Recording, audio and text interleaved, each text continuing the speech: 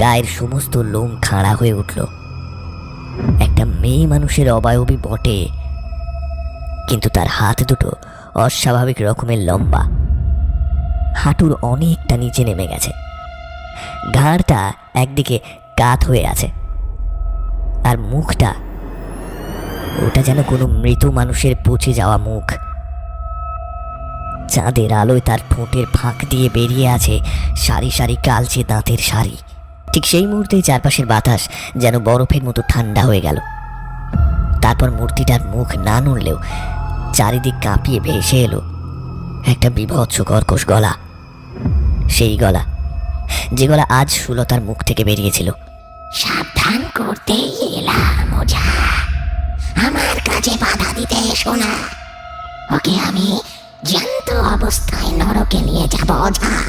ওকে কেউ বাঁচাতে পারবে না, কেউ না।